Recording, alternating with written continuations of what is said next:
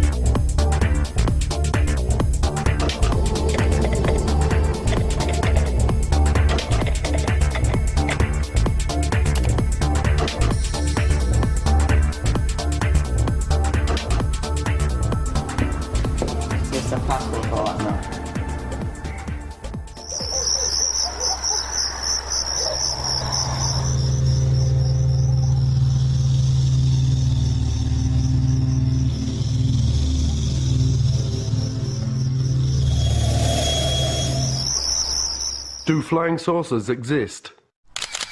Are extraterrestrials real? Is there a government cover-up? For nearly 60 years, denial has been the only official position of the governments of the world relative to UFOs, alien abductions, and extraterrestrial contactee reports. Endless debates have raged over the thousands of documented cases that have been brought forward without official recognition. Some have been monumental incidents involving hundreds or even thousands of people. Roswell, New Mexico, USA. July the 4th, 1947. A flying disc crashed. The debris and alien bodies were flown to Wright Field Air Force Base in Dayton, Ohio. Suffolk, England. Rendlesham Forest, December the 26th to 28th, 1980. A triangular-shaped object illuminated the entire forest with white light. The object had a pulsing red light on top and a bank of blue lights underneath. It left ground traces and radioactive anomalies. This was a multiple witness sighting by military personnel. Belgium. The Belgium Wave, October 1989 to 1990. Hundreds of reports of lighted objects frequently described as enormous and triangular in shape. Air Force F-16s chased many of these objects. The Belgian government cooperated with civilian UFO investigators. Arizona, USA. The Phoenix Lights, March the 13th, 1997. A huge V-shaped object hovered over Phoenix for 10 to 15 minutes, observed by tens of thousands of people. Mexico. The Mexico Flap. Hundreds of objects appearing alone and in clusters appear throughout Mexico, observed by tens of thousands of people.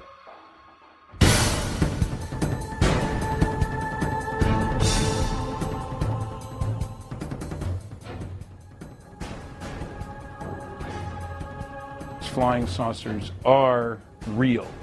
On the Black Vault, you can download documents that prove that the United States Air Force bases have been breached by UFOs, their restricted airspace.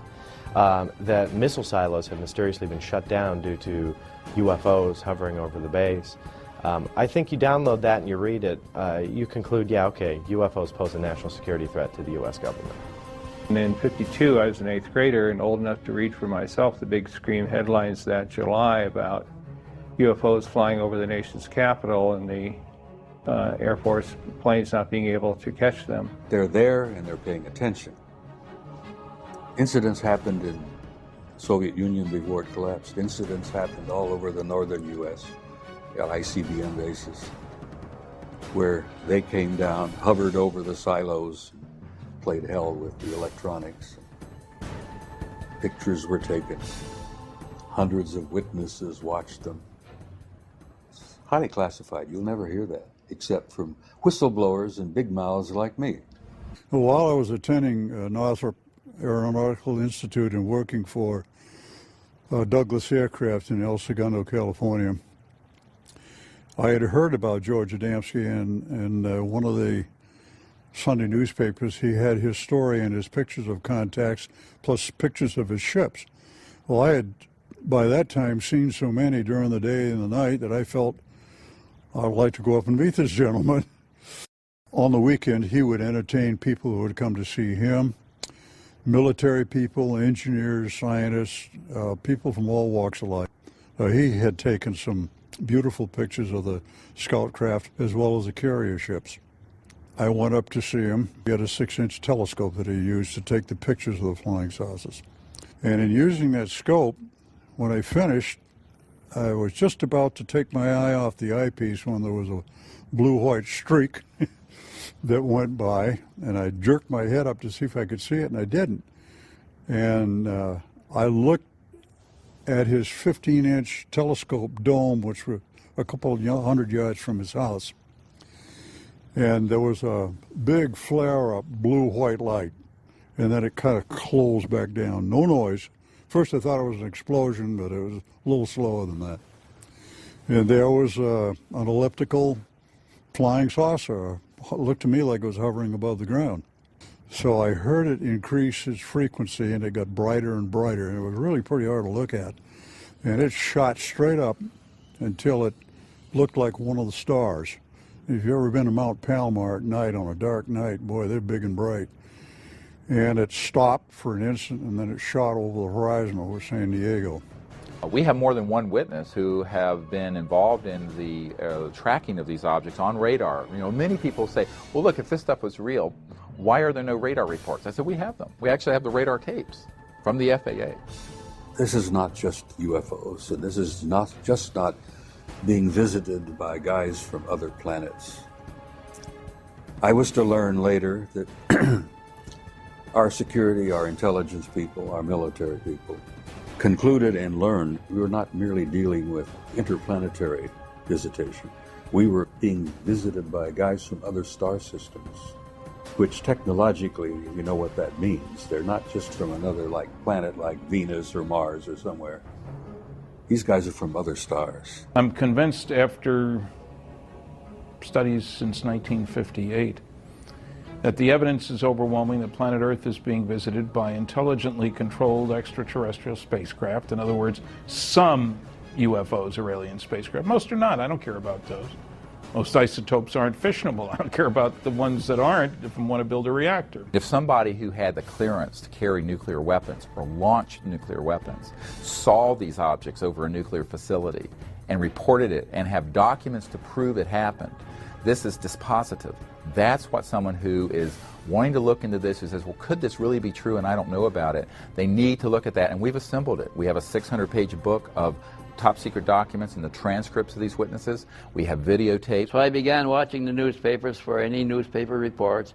I started buying magazines that had a UFO article in the magazine and collecting these, and from those I would get names and addresses. And I often called the people who wrote the articles to get them. Then I'd go interview those people myself, and if they took pictures, I'd try to get a copy of the picture, and frequently did. And then I began trading the pictures that I already had with other people that had pictures to get more pictures, and eventually built a library of pictures, probably the largest in private hands in the world. Is over 4,000 pictures of real UFOs. Now, if I can collect that many alone as a single individual working by myself, how many pictures do you think the government has got when every government employee is a potential investigator? Every agent on trained investigator, all collecting and contributing to the government file. They must have hangars full of pictures. What Air Force Manual 10-206 says is that a U.S. Air Force pilot who sees a UFO has to report it in a particular way and manner. They outline in this form exactly how to report it. They say list the size, the shape, direction of travel, how big the object was, what were the wind conditions like. And you go through this big form and say, you know, your UFO sighting. The manual then goes on to state that you have to forward this to the NORAD installation. This is that one Air Force base that claims, oh no, we haven't collected these things since 1969. The problem is this form was last updated in October of 2004. In 1977, I proposed and became director of a proposed extraterrestrial communications study done in conjunction with the Jimmy Carter White House. Jimmy Carter, of course, had a close encounter with a UFO in the company of 10 members of the Leary, Georgia Lions Club in 1969 while he was running for governor of Georgia. While he was governor of Georgia in 1973, he had filed an official UFO report. It's now on the internet so everybody can see it. The 1976 U.S. presidential campaign was extraordinary because it was waged between Jimmy Carter, on the one hand, he's had a close encounter, and the first campaign waged on a platform which included a disclosure plank of sorts. Jimmy Carter was asked on various occasions, and this is documented, once elected, would he open up the extraterrestrial UFO files, and he said yes, he would. We have over 450 military and intelligence witnesses. They range from generals and brigadier generals to air traffic controllers and strategic air command personnel in the Air Force to civilian people in the FAA, the Federal Aviation Administration, to astronauts and cosmonauts. And it's an enormous database of people who have up close and personally seen UFOs or worked in those projects in their capacity as a government or military person. Even with the massive amount of pressure governments can exert to maintain the ongoing cover-up, people continue to come forward and tell what they have personally experienced.